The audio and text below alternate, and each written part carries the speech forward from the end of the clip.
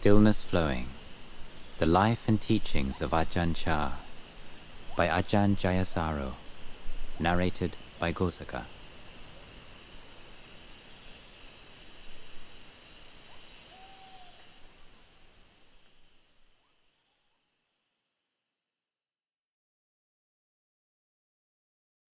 Chapter 8. From Distant Lands, Luang Por and the Western Sangha. Part 5. Knower of the Worlds. Results of the practice. Although the overwhelming majority of Westerners who entered the monastic life at Wat Pah Pong were male, there were also a small number of Western women who came to train as mechis. Chief amongst these was an American known by her adopted name, Khamphar, who arrived with her husband Paul after fleeing their home in Laos ahead of the communist takeover in late 1975. The couple decided to try to stay for 5 years, with the proviso that if at any time both of them wanted to leave, then they would do so. However, in the case that one wanted to go and the other wanted to stay, then they would both carry on and endure through the difficulties. It was challenging for both of them, but they survived the 5 years. At the end of every year, Luang Por would allow Mechi Khamphar to go to Wat Banana Chat for a few days, where she would have the chance to speak to Paul, by then known as Venerable Titapo. But mostly their relationship was confined to the odd clandestine note, secreted in an agreed spot in the forest on the Mechi's route to the kitchen. In many ways it was harder for Mechi Khamphar. As a nun, she had much less access to Luang Por, and in the Mechi section, her inspiration could easily waver. But Venerable Titapo did not find monastic life easy either, and sometimes he would probably have preferred the distance from Luang Por that his wife resented. By the late 1970s, Luang Por had become a more grandfatherly figure, but the old fire and ability to give corrosive admonishments would occasionally resurface. He could also accomplish the effect of a scolding without speaking a word, as he demonstrated one day when he caught Venerable Titapo breaking a key monastic regulation. Private supplies of tea, coffee, sugar and so on were forbidden at Wat Pah Pong. Everybody was expected to be content with whatever communal drinks were provided. However, a number of the Western monks, Venerable Titapo included, persuaded themselves that they were a special case in this respect, and if they were discreet enough about it, boiling a pot of water in the forest and having a cup of tea together was a minor, harmless indulgence. Every now and again they would meet at Venerable Titapo's kuti, where an ancient black kettle was secreted. One day Venerable Titapo received a parcel of fine teas from his sister in England. In the late afternoon, he made a small fire in the forest behind his kuti, at a spot where the smoke would not be visible from the path, to enjoy a first cup of the new batch. But when an involuntary shiver passed through his body, he quickly turned around to see a motionless and stone-faced Luang Por watching him. It was the proverbial nightmare come true. Luang Por walked over to the illicit supplies, lifted up his walking stick, and knocked over a few jars of tea with a crash, spat on the ground, and walked off in silence. Luang Por spent most of the second half of 1979 overseeing the renovation of the monastery in Ban Ko, where he had spent his first years in the robes. Towards the end of the year, Venerable Titapo was assigned as his attendant. One day, a group of Thai visitors began to praise the Western monks for their renunciation and dedication. Luang Por agreed, yes, his Western disciples were accomplished. Many of them could chant the Patimokkha. "They're all very intelligent," he paused dramatically, "except for this one." He pointed to Titapo. "He's really stupid." Afterwards, Luang Por asked Titapo slyly if he got angry when he treated him like that. Titapo said, "How can you get angry with a mountain?" Luang Por was delighted. Laughing, he turned to one of the novices by his side. "Write that down, write that down." Eventually, the 5 years were up. In the last few months, Khamphar's growing sense of isolation in the Mechi section had been exploited by a fundamentalist Christian missionary. This had culminated somewhat bizarrely in her conversion. "Maybe she's right," said a deadpan Luang Por, startling Ajahn Sumedho who brought the news. After their departure, ex-Titapo adopted his wife's faith. The couple sent letters to Western monks lamenting what they called the aridity of Buddhist spirituality and exulting in what they believed to be a shared sense of Christ's presence. One of the main complaints was that after 5 years in the Wat, they could see no tangible results from their practice. No matter how much they had tried, life had always seemed to remain pretty much the same. These comments were passed on to Luang Por. Then, one day, a photo of the couple with their first child arrived in the post. It was shown to Luang Por. He looked at it for a moment and then said, "At last, they've seen the results of their practice." Nature and nurture. Whereas Luang Por had obviously thought that Venerable Titapo would benefit from blunt or humbling words, he saw others were more in need of attention and nurture. Venerable Varapanyo was a member of this group. As a young monk, Venerable Varapanyo struggled with a craving for sugar, which culminated in him gorging on a packet of candies sent in a care package from home. The lapse propelled him into a frenzy of guilt and self-loathing. He went to confess to Luang Por. I blurted out, "I'm impure. My mind is soiled. I'm no good." He looked very concerned. "What is it?" he asked. I told him the story. Naturally, he was amused, and within a few minutes, I realized that he had me laughing. I was very light-hearted. The world was no longer about to end. In fact, I'd forgotten about my burden. This was one of his most magical gifts. You could feel so burdened and depressed and hopeless, and after being around him for a few minutes, it all vanished and you found yourself laughing. Sometimes, you only needed to go and sit down at his kuti, be around him as he spoke to others. Even when he was away, I would get a contact high of peacefulness as soon as I got near his kuti to clean up or sweep leaves. But it was the opportunity to serve as Luang Por's attendant that was to have the most profound effect.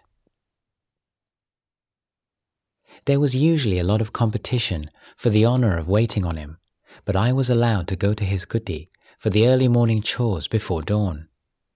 It meant getting up earlier in the chilly mornings, but I was inspired.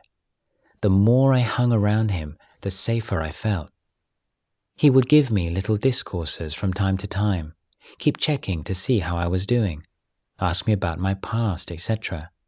I began to feel, here is somebody unshakable, like a mountain. To believe in God is to know that somebody somewhere is not stupid. It really seemed to me that I had found that somebody. He was to me what you always expect your father, family doctor, priest, teacher, Santa Claus and Superman to be all rolled into one.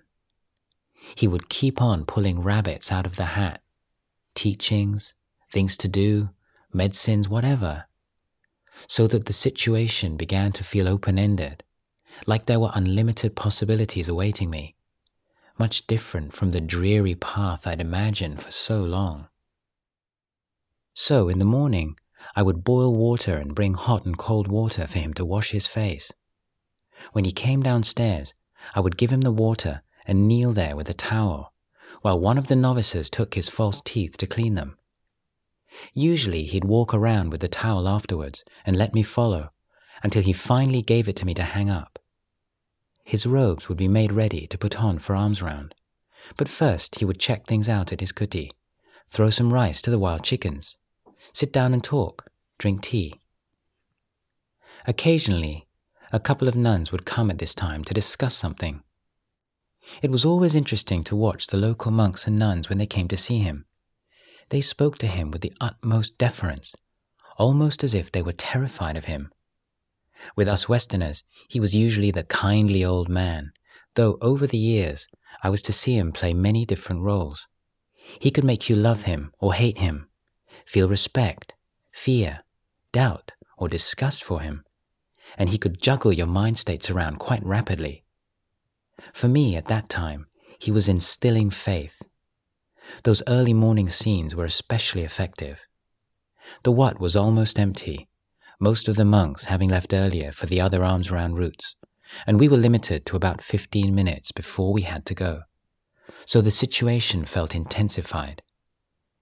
Despite the fact that it was so funny to see the great man sitting there with all his teeth out, all of a sudden looking like a little old Ukrainian grandmother.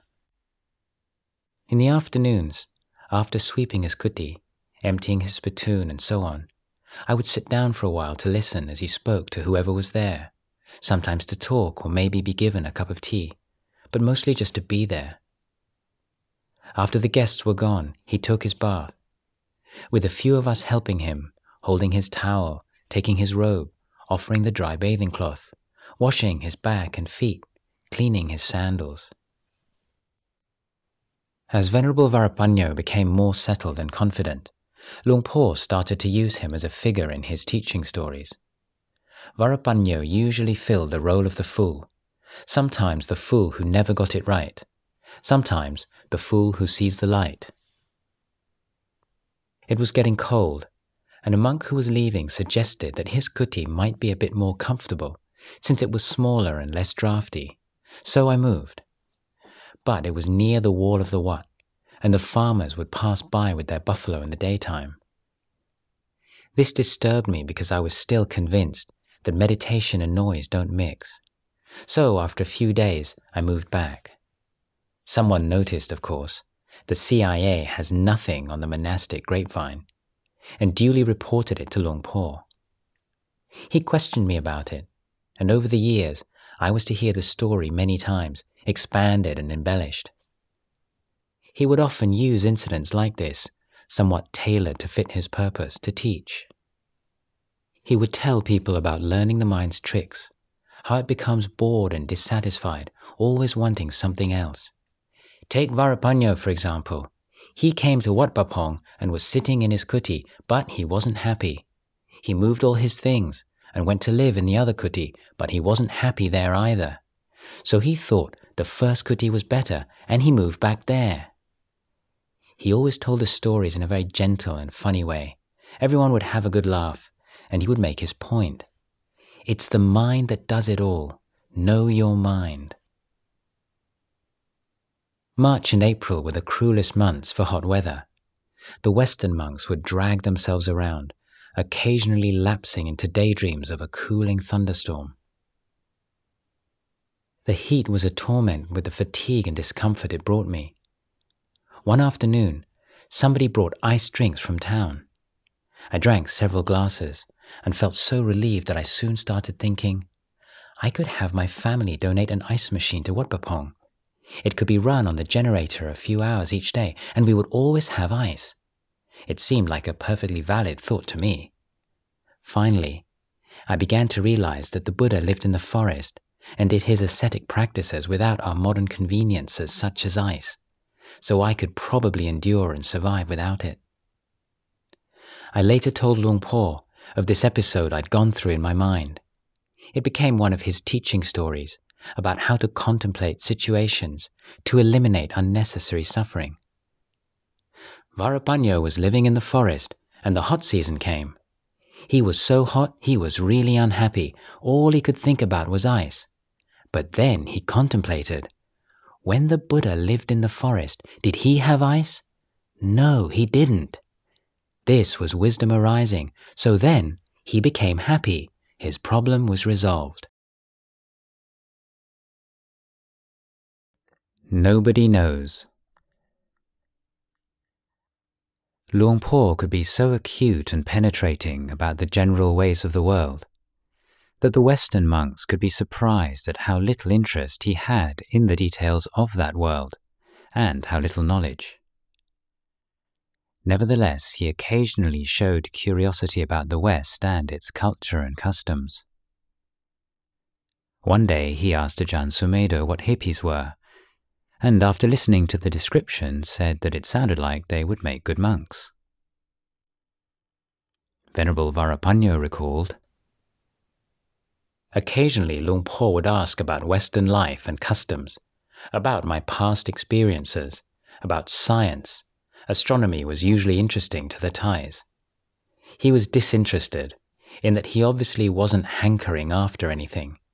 Yet he was very interested, because he all of a sudden had on his hands several of these people from a part of the world he knew hardly anything about, and he cared about us. One thing he never showed any interest in was politics, either domestic or international. One day, some time after Nixon was re-elected, he said, "Nixon ran away with it." A visitor must have told him, and he just passed it on to me with that one line. And then, one time, when a few of us went to see him, he said, "CIA. Nobody knows who they are. Who is the CIA? Nobody knows." And that was the extent of the political discussion I can remember having with him. Parental caution. At one point in the ordination ceremony, the applicant is asked in the midst of the Sangha, "Anunyato si mata pituhi?" Do you have your parents' permission? And he replies, "Ama pante," yes, Venerable Sir. It's fortunate that a candidate's failure to admit parental opposition at this juncture does not invalidate the ceremony, for many Western monks were unable to gain the blessing of their parents until long after the admission into the Sangha. Some monks endured years of rejection by their families. Others received regular letters begging them to come home, impossible to discard unopened, but heart-wringing to read beyond the first few lines. For their part, some parents were agonized by thoughts of their son as a brainwashed member of a strange cult in the heart of a steamy jungle. Others felt hurt at the rejection of their own values and religious traditions and grieved at the loss of dreams they cherished for their son. Even those parents who respected and supported their son's choice, the numbers of whom probably exceed those that did not, had to cope with the sorrow of knowing it might be years before they saw him again. Some monks succumbed to the pressure of emotional blackmail. One was tricked into returning to England by a telegram falsely informing him that his mother had had a heart attack. For others, when their practice faltered, knowing that their parents disapproved of what they were doing made it harder for them to justify to themselves the pain they were causing. Lack of parental support was often a factor, sometimes a decisive one, when monks afflicted by doubts, discouragement, or sensual desires were considering a return to the lay life. However, in almost every case of the monks who stayed on, their parents eventually came round. At last, a conciliatory letter would arrive, announcing a visit or offering a plane ticket for a visit home, expressing acceptance of their son's way of life. Luang Por went out of his way to welcome the parents of his Western disciples to Wat Pah Pong. The warmth and kindness he showed to them was dialed up to such a dazzling intensity that few could resist. Most parents would be thoroughly charmed and their worries put to rest. Even the most skeptical of parents would show signs of thawing. "I must say, he's certainly got something about him," they'd say after meeting him, or admit, "Well, he does seem like a very nice man." Also, they saw positive changes in their sons, which they could not help but feel proud of. They were impressed by the great reverence with which the monks were treated by people on every level of Thai society. Even if, in their heart of hearts, they hoped that their son might someday give up the robe, at least for the time being, their minds were at peace.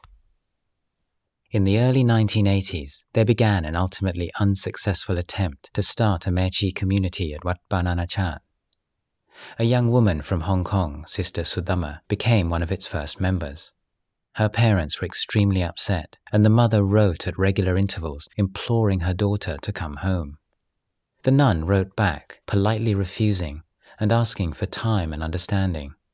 On receiving it, the mother immediately replied with a threat to kill herself. The nun became very anxious, not really believing the threat, not wanting to return to Hong Kong, and yet unsure of the right thing to do. Luang Por advised her not to disrobe, but to invite her mother to come to visit. He said, "She feels this antipathy because, not having seen for herself what you're doing, she's imagining a lot of bad things." He made a comparison. "To tell you the truth, I was like that once, but with cheese. Ugh! I hated the smell of it. It was awful. When I went to the West, everybody reeked of the stuff. But I got closer and closer to it, and then, one day they gave me some. I thought I might as well give it a try. It was pretty good. Now, I think it's delicious. These days, I eat more than the Westerners do. I used to think it smelled like chicken shit, and now I like it. So stay. It won't be long, and your mother will come. Which she did, and after the initial suspicion and paranoia had worn off, she began to understand, if not condone, her daughter's decision and returned to Hong Kong with her mind much calmed. Another occasion on which Luang Por's skills in diplomacy were displayed came with the arrival of Randy, later Ajahn Jayasaro, a champion wrestler and Rhodes Scholar from Tennessee. During his summer break from Oxford, Randy had travelled to Thailand to research Thai Buddhism. There he met Luang Por and became inspired by him to become a monk. Randy's parents were shocked and deeply worried. They flew out to Thailand to save him from brainwashing and the ruin of his future. On meeting Luang Por, however, their concerns dissolved. They were impressed at the changes they saw in their son, a newfound self-discipline, calmness and resolve. Luang Por put forward Randy's novice ordination in order that his parents could be present to see their son enter the Sangha before they returned home. On the morning of the ceremony, they went into town and bought food to offer the Sangha of Wat Banana Chat as a celebratory offering on an auspicious day. A snake in the house. Over the years, many Western lay people came to stay at Wat Pah. A large number arrived without any intention of becoming monks or nuns, but simply with the wish to meet and receive teachings from Luang Por, and to participate for some time in the life of the monastic community. Usually, Luang Por would delegate basic teaching duties to a senior Western monk, but every now and again, he would give a Dhamma talk to the lay guests or answer their questions. It is sometimes alleged that monks are dismissive of lay practice and that great masters reserve the most profound teachings for those who have made a commitment to monastic life. This was not the case with Luang Por. Western lay guests with a sincere interest in practice energized him. Indeed, monks would become excited if they knew that Luang Por was going to give a Dhamma talk to the foreign lay guests because of the profundity of the Dhamma that they might expect to hear. One talk, subsequently published as Living with the Cobra, gives a good idea of the flavor of these teachings. In it, Luang Por compared mental states, both positive and negative, to poisonous snakes. Identifying with a mental state, he said, was like letting yourself be bitten by a cobra. The separation from the truth of things that results from that identification is like death from the cobra's poison. All mental states are like cobras. If nothing obstructs their path, they just glide along their way. Even though they possess venom, it's inside them. They're of no danger to us as long as we don't go near them. They just do what cobras naturally do. Intelligent people let go of attachment to everything, both good and bad. They let go of both what they like and what they dislike. It's as if we were to release a cobra from captivity. It would slither away, taking its poison with it. And that's the way we release mental states. We release the good and bad with an awareness of their nature. We don't touch them, don't take hold of them, because we don't want anything. We don't want good or bad, heavy or light, pleasure or pain. A conclusion is reached, and lucid calm is firmly established. He taught that the path of practice was founded on the development of mindfulness and alertness. When these two factors were mature, the wisdom faculty would arise naturally, and meditators would then be wakeful day and night. Practitioners would be close to the Buddha at all times. The term arising of wisdom means that through clearly seeing how all phenomena arise and fall according to causes and conditions, meditators abandon attachment to them as self or adjuncts of self. When things arise, we know. When they cease, we know. When there's happiness, we know. And when there's unhappiness, we know. Once we know, we don't take possession of that happiness or unhappiness. When there's no sense of possession of those feelings, then all that remains is the simple process of arising and ceasing. You let it follow its natural course, because there's nothing there worth attaching to.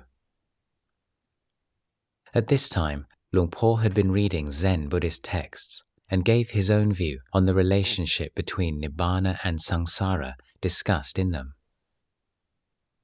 The Buddha said that Nibbana is cessation. Where does that cessation take place? Well, it's like a fire. It's extinguished wherever it springs up, wherever it's burning. You cool something at the point where it's hot. It's the same with Nibbana and Samsara. They lie in the same place. The Buddha taught us to put out the fire of Samsara, that is inner turmoil. Bringing inner turmoil to cessation is called putting out the fire. External fires are hot, and when they've been put out, there's coolness. The inner heat of greed, hatred and delusion are also fires. Think about it. When sexual desire arises in the mind, it's hot, isn't it? If anger arises, it's hot. If delusion arises, it's hot. It's this heat which the Buddha called the fires. When fires spring up, there's heat. When they're extinguished, there's coolness. Nibbana is the state that cools the heat. The Buddha called it peace, the cessation of the wheel of birth and death. Then, at the end of the discourse, Luang Por descended from the exalted level in which he had been dwelling to address some warm personal words to the elderly Englishwoman who was the recipient of the talk. When you first arrived, you cried. When I saw your tears, I felt happy. Why was that? Because I knew you were going to be studying the true Dhamma. If no tears flow, then you won't see the Dhamma, because the fluid in tears is bad stuff. You have to let it all out before you can feel at ease. So please, take this Dhamma away with you and put it into practice. Practice in order to transcend suffering. Die before death and be peaceful and at ease. But occasionally, Luang Por could treat foreign guests with great abruptness. One day, a Western woman arrived at Luang Por's kuti while he was talking to some of the monks. He asked one of the Western monks present to ask her what she wanted. The monk translated. She's asking permission to stay. She'd like to receive teachings from Luang Por. Luang Por scowled. Tell her that there's no teaching here. All I do is torment people. After shocking everyone in earshot, Luang Por relented and the woman was led away to the Mechi section. Luang Por gave no reason for his words, and each person was left to speculate on why Luang Por thought this particular woman would benefit from such a welcome. For the Western monks, living with loose ends such as these, when they weren't quite sure what just happened, was a normal part of the life at Wat Pah Pong. On another occasion, a European academic arrived with a questionnaire. He asked Luang Por through a translator, "Why do you practice? How do you practice? What are the results of your practice?" Luang Por replied, "Why do you eat? How do you eat? What are the results of your eating?" Luang Por smiled. The scholar frowned and asked for an explanation. Think about it. Why do you eat? Because you're hungry, and if you don't eat, you'll suffer. Why do we practice? Because we're hungry. Food relieves the pain of physical hunger, and Dhamma practice relieves mental and spiritual hunger. If the mind is suffering, then you must use Dhamma to alleviate it. How do we practice? Just as we put food in our stomachs, So, we must put Dhamma in our heart. What are the results of our practice? Well, it's just like eating. The results of eating are that your stomach is full of food. The results of practicing are that your heart is full of Dhamma.